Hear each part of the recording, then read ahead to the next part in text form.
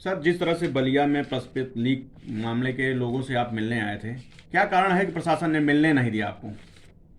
यह सरकार डरी हुई सरकार है, तानाशाही की सरकार है, आवाज को दबाना चाहती है। मीडिया लोकतंत्र का चौथा स्तंभ है। मैं समझता हूं कि जब संस्कृत के 10वीं क्लास का पेपर आउट हुआ था, वीडियो पर वायरल हुआ, सारे लोगों ने फेसबुक पर देखा, उस समय सरकार ने उसे संज्ञान नहीं लिया।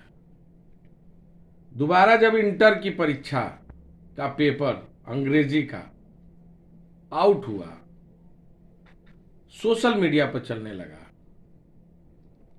सोशल मीडिया पर चलने के उपरांत तमाम पत्रकार साथियों ने उसे अपने समाचार पत्रों में उसे प्रकाशित किया,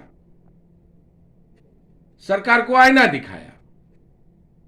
देश के नौजवानों का, प्रदेश के नौजवानों का भविष्य न खराब हो, इसके बारे में वह प्रकाशित करके उत्तर प्रदेश के लोगों को जानकारी दी। जहां प्रशासन को अपनी गलती माननी चाहिए थी, सरकार को माफी मांगनी चाहिए थी, सरकार ने जबरन उन 3 पत्रकार साथियों पर मुकदमा लिखकर उन्हें जेल भेज दिया। ये कौन सा लोकतंत्र है? अघोषित इमरजेंसी है। आज जब मैं बाकायदे जो एक व्यवस्था है, प्रक्रिया है, उसके अंतर्गत अपना आईडी प्रूफ भेजकर, नंबर लगाकर उन पत्रकार साथियों से मिलने का प्रयास किया, जेल अधीक्षक का यह कहना कि साहब आप नहीं मिल सकते क्योंकि आपको मिलने के लिए शासन का अप्रूवल लेना पड़ेगा। क्या जहां जुल्म हो, अन्याय हो, अत्याचार हो, सच की आवाज को दबाने का काम किया जाए, कुचलने का काम किया जाए, जिन लोकतंत्र के चौथे स्तंभ पत्रकार साथियों को ले जाकर अकारण जेल में बंद कर दिया गया, उन्हें मिलने के लिए सरकार से इजाजत लेनी पड़ेगी। मैं समझता हूं कि पूरे तथ्य और सरकार की कारगुजारी पर एक बड़ा सवाल है, मुख्यमंत्री के ऊपर एक बड़ा सवाल है। हम चुप नहीं बैठने वाले। क्या होगा अगला कदम? अभी हम उनके परिवार के लोगों से मिलेंगे, बलिया में अपने पार्टी के लोगों के साथ बैठक करेंगे, संघर्ष होगा, बड़ा संघर्ष होगा, और जब तक पत्रकार साथियों की रिहाई नहीं हो जाती, बड़ा जन आंदोलन किया जाएगा।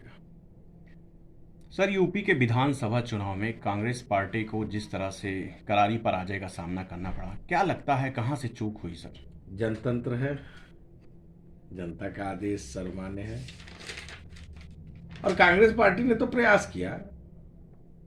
हमने बुनियादी सवालों को लेकर सड़कों पर संघर्ष किया, बेरोजगारी के सवाल पर, कानून व्यवस्था के सवाल पर, महिला सुरक्षा के सवाल पर, महंगाई के सवाल पर, किसानों के मुद्दों को लेकर। आदरणीय प्रियंका गांधी जी लाठी खाई, जेल गई, मुझे सैकड़ों बार पुलिस ने हिरासत में लिया, जेल भेजा, लगभग 20,000 से अधिक कार्यकर्ता जेल गए, लेकिन कहीं ना कहीं हम जनता का विश्वास हासिल नहीं कर पाए।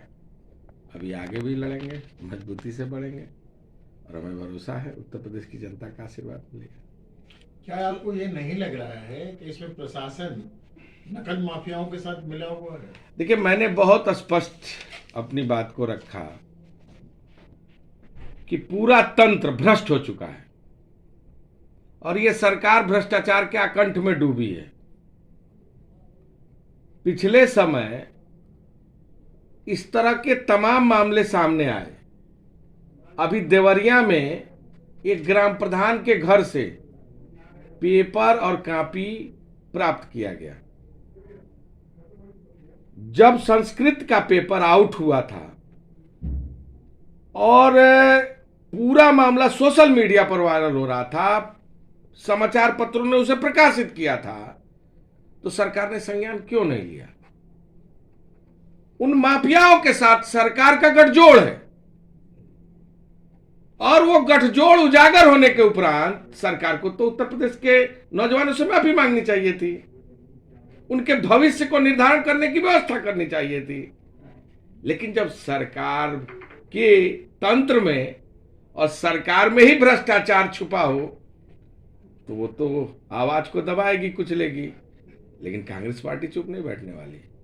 हम पत्रकारों के साथ खड़े हैं, मजबूती से खड़े हैं, लड़ेंगे, न्याय के लिए लड़ेंगे, उत्तर प्रदेश के नौजवानों के भविष्य के लिए लड़ेंगे, लोकतंत्र के चौथे स्तंभ के लिए लड़ेंगे।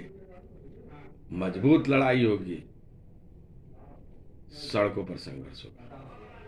तो अभी जाएंगे बलिया परिजनों से मिलने? बिल्कुल उनके परिवार से मिलेंगे और परिवार से मिलकर उनसे उनकी पूरी स्थिति को जानने का प्रयास करेंगे और बलिया जाएंगे तो अपने कांग्रेस पार्टी के कार्यकर्ताओं के साथ बैठक करेंगे और आगे की रणनीति बनाएंगे।